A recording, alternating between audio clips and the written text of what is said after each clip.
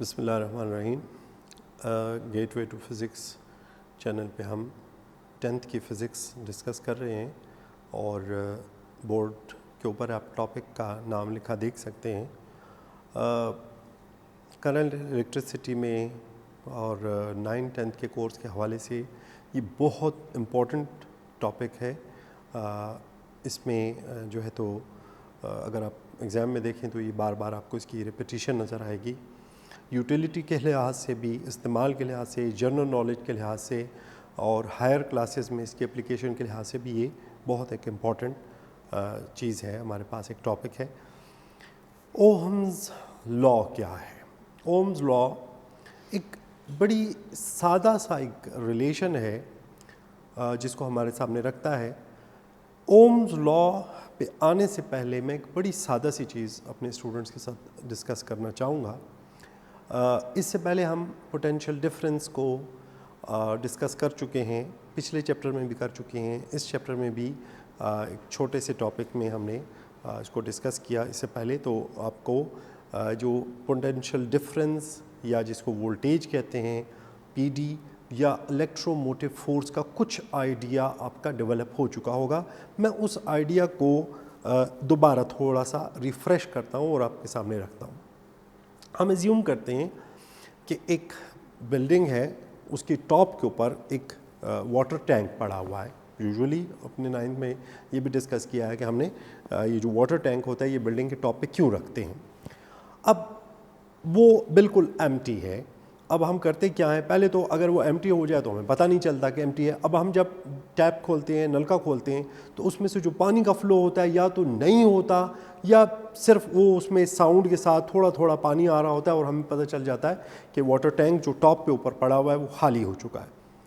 अब उसको भरने के लिए हम यहाँ पे एक एग्ज़ाम्पल में हम एक चीज़ डिस्कस करते हैं कि हम एक बकेट पानी की भरते हैं और वो हम जाके ऊपर टैंक में डाल देते हैं। अब टैप्स वगैरह सारे बंद हैं, उसका फ्लो आउट हमने बंद किया हुआ है।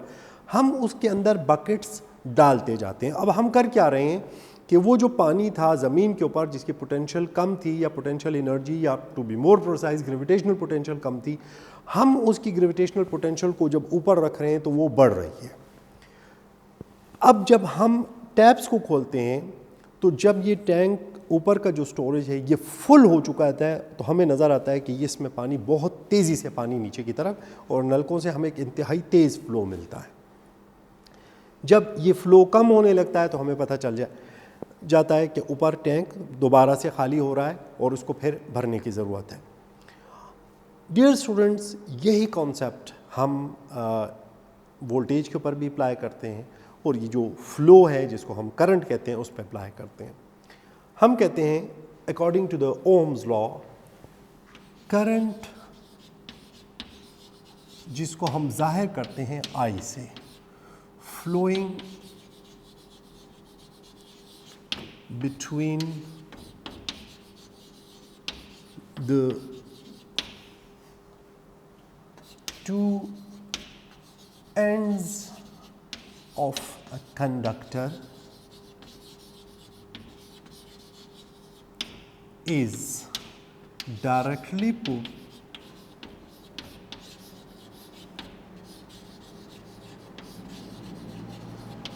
proportional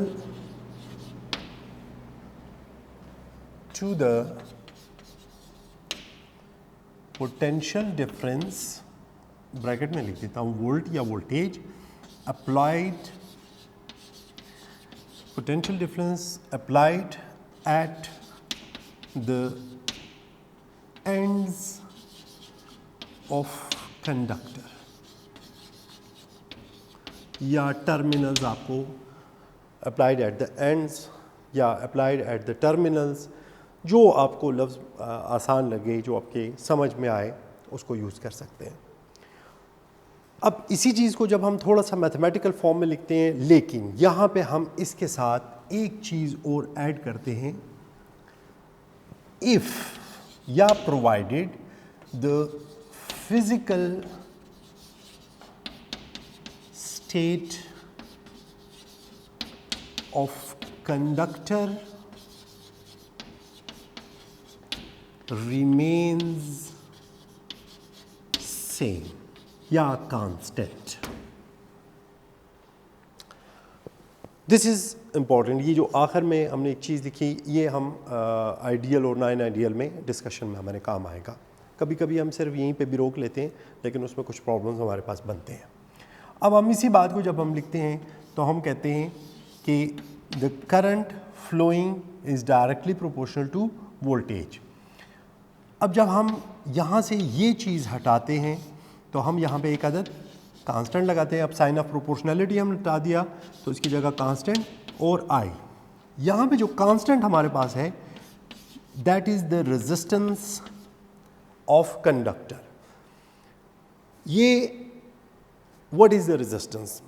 रेजिस्टेंस उसकी इंट्रिंसिक, उसकी इंटरनल, उसकी बिल्ट इन, उसकी नेचुरल प्रॉपर्टीज़ हैं। देखिए, आपने देखा होगा कि जो घर में ट्रांसमिशन के लिए जो केबल्स होती है या जो हम तारें बिछाते हैं वो आम तौर पर कॉपर से बनाई जाती हैं।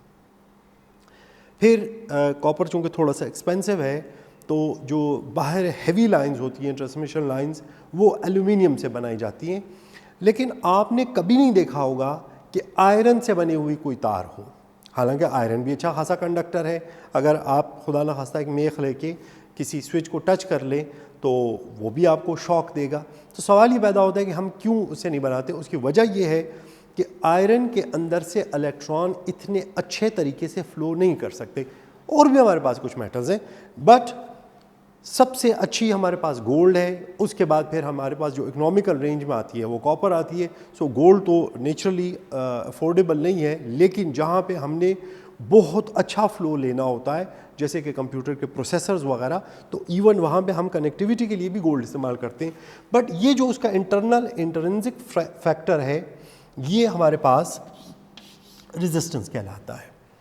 अब रेजिस्टेंस का जो यूनिट है ये भी ओम्स के नाम के ऊपर, जॉर्ज साइमन ओम्स के नाम के ऊपर ओहम ही रखा गया। What is 1 ohm resistance? एक ओम रेजिस्टेंस होती क्या है? हम इसको कुछ यूँ लिख सकते हैं। अगर इसको मैं इधर शिफ्ट कर दूं तो V/I। हम कहते हैं कि अगर 1 वोल्ट की पोटेंशियल बैटरी हम दे दें, पोटेंशियल डिफरेंस प्रोवाइड कर दें या बैटरी लगा दें, और उसकी वजह से 1 एम्पेयर करंट फ्लो करे, तो वो जो रेजिस्टेंस होगी दैट विल बी 1 ओहम। यानी 1 ohm is equal to 1 volt over 1 ampere. Ohm को हम सिंबल ओमेगा से रिप्रेजेंट भी करते हैं। तो अगर आप इलेक्ट्रॉनिक सर्किट्स देख लें तो उसमें आपको वंस अगेन कि ओहम एक इंतहाई स्मॉल यूनिट है। So we rarely have 1 ohm resistance. Normally हमारे पास जो रेजिस्टेंस होती है वो किलो ओहम, जिसको हम और के ओहम में लिख सकते हैं, और या मेगा यानी 10⁶।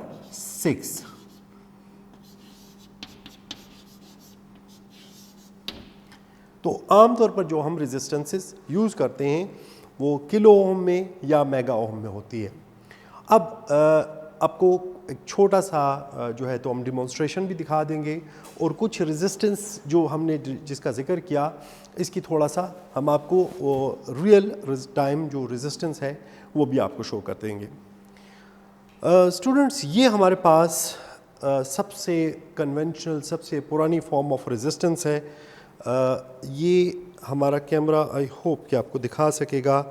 इसके ऊपर ये 750 ओहम, ये इसके ऊपर इसकी जो रेजिस्टेंस है वो मेंशन्ड है। और अगर आप इधर देखिएगा तो इधर आपको करंट यानी एम्पेयर के साथ भी कुछ लिखा हुआ नज़र आएगा। इसका बेसिकली कॉन्सेप्ट ये है कि आप इसको जितना मूव करते हैं, अब यहाँ पे हम टर्मिनल दे देते हैं और उसके बाद हम यहाँ से टर्मिनल लेते हैं, तो ये हमारे पास इस तरीके से इस करंट का जो अब फ्लो का जो रास्ता बनता है वो ये होता है, यहाँ से होते हुए इससे होते हुए ये बाहर निकल जाता है। अब जितना इंशाल्लाह ये हमारा जब रेजिस्टेंस का कॉन्सेप्ट टॉपिक आएगा, जिसमें हम पूरा रेजिस्टेंस पे कि रेजिस्टेंस इटसेल्फ किन किन फैक्टर्स पर डिपेंड करती है, वो नेक्स्ट टॉपिक है जिसमें हम डिटेल में डिस्कस करेंगे। यहाँ पे सिर्फ अब हम इसको जैसे जैसे मूव करते जाते हैं तो हमारे सामने ये देखिए लेंथ अब बढ़ रही है। तो ये जो रेजिस्टेंस है जब इसकी लेंथ बढ़ जाती है तो यहाँ पे पहुँच के ये मैक्सिमम, अब होता क्या है, यहाँ से ये जो फ्लो है इन होता है और फिर इतनी सारी रास्ते को, इतनी सारी रेजिस्टेंस को फेस करते हुए ये जो करंट है यहाँ से आउट होता है। ये हमारे पास एक बड़ा सिंपल, इसमें सबसे इम्पॉर्टेंट चीज़ ये है कि स्टूडेंट्स आमतौर पे ये समझने में काफ़ी कंफर्टेबल होते हैं हम, लेकिन आप इसका साइज़ देख सकते हैं कि ये बस समझाने की हद तक ही बेहतर है, इसके अलावा इसको जनरल हम यूज़ नहीं कर सकते हैं। अगर कि ये हमारे पास पूरा एक गैजेट है, पूरा एक सेट है, इसके कुछ अपने पर्पसेस हैं, लेकिन मैं इस वक्त ये नहीं डिस्कस करूँगा। मेरे लिए जो इस वक्त इम्पॉर्टेंट चीज़ जिसको मैं आपके सामने लाना चाह रहा हूँ, that is this device. This is resistance, और इसके ऊपर अगर आप देखें तो रिंग्स हैं। ये भी वंस अगेन सेइंग कि ये जब हम रेजिस्टेंस को डिस्कस करेंगे तो इंशाल्लाह उसमें मैं इन रिंग्स के ऊपर भी बात करूँगा कि ये इसके ऊपर विच आर का नोन एज कलर कोड्स। तो आम तौर पर प्रैक्टिकली जो हम रेजिस्टेंसेस यूज़ करते हैं वो ये होती हैं। अब हमने अभी एक बात की कि ओम्स लॉ जो है वो हमें बताता है कि अगर आप वोल्टेज को बढ़ाएंगे तो आपका करंट भी बढ़ता जाएगा, बशर्ते कि उसकी जो रेजिस्टेंस है वो कांस्टेंट रहे, उसमें चेंज ना आए। ये हमारे पास एक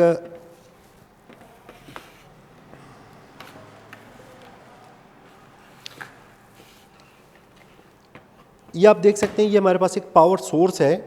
इसको मैं ऑन कर देता हूँ, ये रेड लाइट ऑन हो गई, विच यू कैन सी कि अब, और ये इसका फ़ायदा ये है कि हम इसमें अपनी मर्ज़ी की वोल्टेज, जिसको वंस अगेन पोटेंशियल डिफरेंस, हम जो है तो जनरेट कर सकते हैं।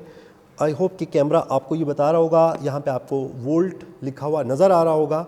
ये देखिए, ये इसकी वोल्टेज को मैं बढ़ा रहा हूँ, ठीक है, ये वोल्टेज बढ़ रही है। और ये हमारे स्टूडेंट्स मुझसे बेहतर अंदाज में देख रहे होंगे, उनको ये नीडल, मुझे तो इतना क्लियर नज़र नहीं आ रही है, but it is somewhere around 6 और 7 और सो। अब यहाँ पे करंट को मेजर करने के लिए मेजरिंग डिवाइसेस, अगेन हमारा एक अलग पूरा टॉपिक है, हम उसके ऊपर गुफ्तगू करेंगे। करंट का जैसे कि आपने देखा यूनिट है एम्पेयर। आप देख सकते हैं कि यहाँ पे एक छोटा सा ए लिखा हुआ है, ये एम्पेयर है। दिस इज़ एम्पेयर मीटर या ammeter. It is called ammeter, but shortly इसको जो है तो हम एम्पेयर को मेजर करने के लिए यूज़ करते हैं। अब ये जो हमने इधर से पावर सप्लाई दी है, यहाँ पे मैं आपको शो करूँगा कि यहाँ पे जब हम वोल्टेज को बढ़ाते जाएंगे तो करंट के ऊपर उसका क्या इम्पैक्ट होगा।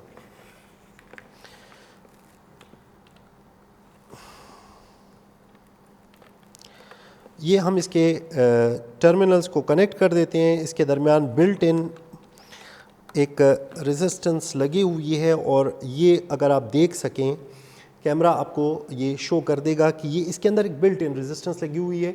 चूँकि बिल्ट इन है, फिक्स है, उसकी वैल्यू कांस्टेंट है, तो ये इसके अंदर एक इंटरनल है, उसको हम खोल के नहीं बता सकते। अब यहाँ पे जो इम्पॉर्टेंट चीज़ है वो आप देखिए, मैं इसको, ये जो वैल्यू है, वोल्टेज है, इसको मैं बढ़ा रहा हूँ। जब इस वोल्टेज की वैल्यू को आप देखें कि मैं जब इसको ऑल्टर कर रहा हूँ, अब आप दोनों पे आपको नज़र रखनी पड़ेगी। ये देखिए, वोल्टेज को मैं बढ़ा रहा हूँ और उसके नतीजे में आप देखें उधर वोल्टेज जैसे जैसे बढ़ता जा रहा है, यहाँ पे करंट भी हमें बढ़ता हुआ नज़र आ रहा है। ये हम मिली एम्पेयर में मेजरमेंट्स इसकी कर रहे हैं। ये हमें, ये देखिए, जैसे जैसे उधर वोल्टेज कम हो रहा है, यहाँ पे हमारे पास एज अ रिज़ल्ट करंट में भी कमी वाक़या हो रही है। सो ये हमारे पास प्रैक्टिकल डिमॉन्स्ट्रेशन है जिसमें हम बता सकते हैं कि जब हम वोल्टेज को बढ़ाते हैं तो एज अ रिज़ल्ट करंट भी हमारे पास बढ़ना शुरू हो जाता है, एंड वाइस वर्सा।